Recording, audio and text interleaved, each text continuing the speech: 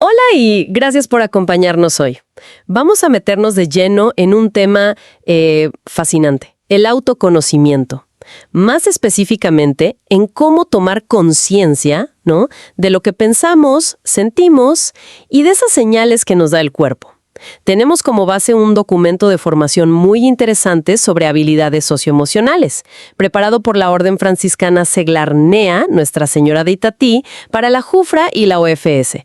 La idea hoy es explorar juntos las ideas clave de este material, entender por qué esta habilidad es tan importante y, bueno, cómo podemos cultivarla. Y parece que San Francisco de Asís tiene algo que ver. Vamos a ver qué encontramos. Para empezar, ¿a qué se refiere exactamente el documento con toma de conciencia? No suena a algo pasivo, ¿verdad?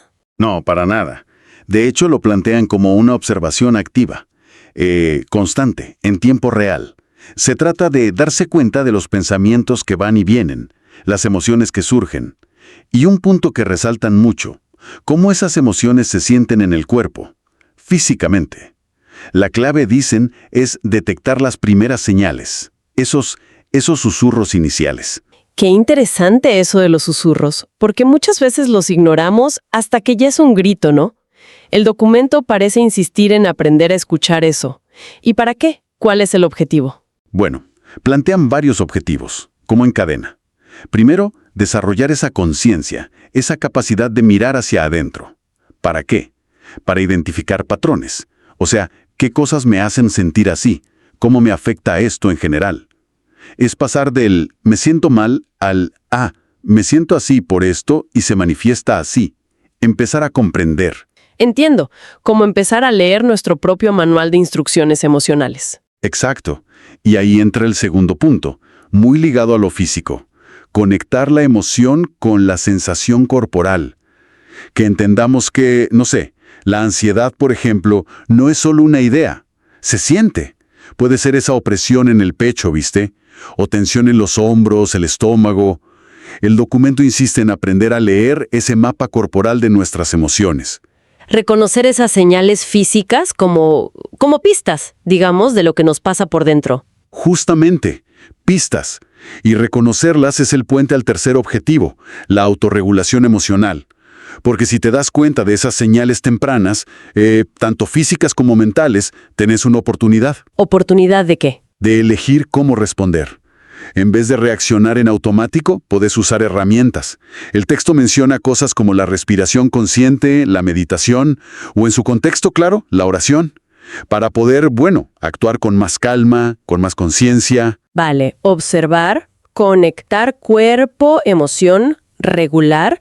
Y había un cuarto punto. Sí, uno que me parece crucial, fomentar la aceptación y la autocompasión. Mirar lo que sentimos, sea lo que sea, sin juzgarlo tan rápido. Reconocer que todas las emociones, incluso las que no nos gustan, son válidas, tienen un mensaje. Aceptarlas es como el primer paso para poder hacer algo constructivo con ellas. ¿Para crecer? Entendido. Observar, conectar, regular y aceptar. Me queda claro. Ahora, el documento hace una conexión que quizás no es tan obvia para todos. San Francisco de Asís. ¿Cómo entra él en esta conversación sobre emociones y cuerpo? Sí, esa es una parte muy interesante del material. No se quedan solo en la teoría, sino que lo anclan en una figura central para ellos. Lo que argumentan es que el camino espiritual de San Francisco fue en gran medida un ejercicio muy profundo de esta misma autoconciencia. Claro, lo conocemos por su humildad, su amor a la naturaleza, pero acá lo presentan también como alguien con una vida interior muy rica, capaz de discernir eso que llaman los movimientos de su corazón y espíritu. O sea que no lo ven solo como un santo allá arriba, no, sino como una persona que lidiaba con emociones, muy humanas. Precisamente, eso es lo fascinante. El texto lo describe sintiendo cosas muy intensas. Amor, compasión, por supuesto, pero también dolor, frustración, incluso miedo. Parece que su conexión tan fuerte con la naturaleza, con los demás, agudizó su capacidad para reconocer esas emociones y cómo se manifestaban en él, ¿no? Ya fuera como un malestar físico o como una paz muy profunda. ¿Y qué hacía con esas emociones? ¿Simplemente las sentía? No, y ese es un punto clave que recalca la fuente. Francisco no se dejaba arrastrar sin más. El documento sugiere que él reconocía la necesidad de procesarlas, de, en su lenguaje, entregarlas a Dios. Era un proceso activo, ¿entiendes? De conciencia y de manejo emocional, pero dentro de su fe. ¿Mencionan algún ejemplo concreto de esto en el texto? Sí, el que usan como ejemplo clave es el famoso encuentro con el leproso. Dicen que la primera reacción de Francisco fue, bueno, de repulsión, de miedo. Algo muy humano, ¿no? En esa época. Claro, totalmente comprensible. Pero lo importante, señalan, fue lo que hizo después. Primero, reconoció lo que sentía. No lo negó. Lo aceptó. Y a partir de ahí, actuó conscientemente para transformar esa emoción en compasión. Y eso lo llevó al abrazo. Presentan ese acto como un momento de transformación emocional muy profunda, que fue posible gracias a esa conciencia previa. Una transformación que empieza por no negar la emoción inicial, sino por mirarla de frente y trabajar con ella. Exacto. Y no se limita a las emociones. También hablan de la conciencia corporal. Usan la idea del cuerpo como templo. Sugieren que Francisco, a pesar de sus enfermedades, sus dificultades físicas, vivía con cierta sintonía con su cuerpo. Afrontaba esos desafíos con serenidad, dicen, confiando en la gracia divina. Hay una visión muy integrada, cuerpo, mente, espíritu, todo conectado en su ejemplo. Bien. Entonces, si seguimos esta línea del documento, cultivar esta habilidad de autoconocimiento, con esta visión integrada, trae beneficios concretos. El material los detalla bastante. ¿Podríamos resumir los principales? Claro. Más que una lista larga, el documento lo plantea como una habilidad maestra, digamos, que tiene efectos en muchas áreas. Los agrupa como en niveles. Primero, a nivel personal. Habla de mayor bienestar, poder notar el estrés por sus señales físicas, ¿no? Antes de que te abrume, tomar decisiones más calmadas, menos reactivas, y desarrollar más autocompasión, aceptarte mejor. Es como tener un mejor termostato interno, decías vos antes. Me gustó esa imagen. Un termostato interno, sí. Y más allá de uno mismo, en las relaciones. Definitivamente. En las relaciones cercanas, como la familia, mencionan que mejora la comunicación y la empatía. Si uno entiende mejor sus propias emociones, es más fácil intentar entender las de los demás, ¿no?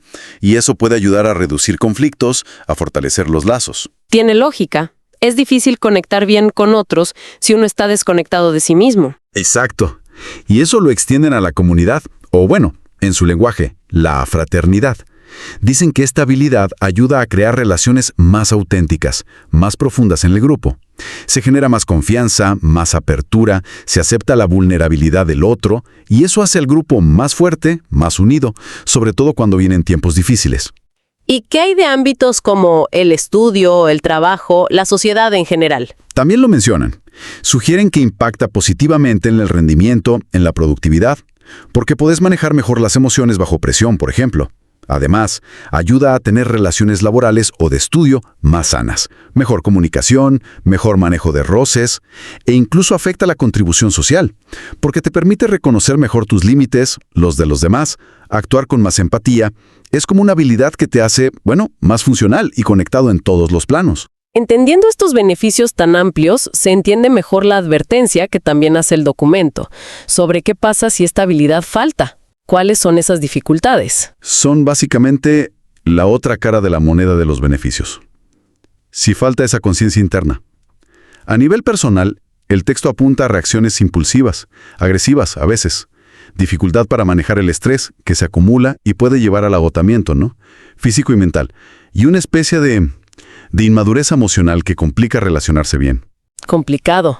¿Y en la familia o la comunidad?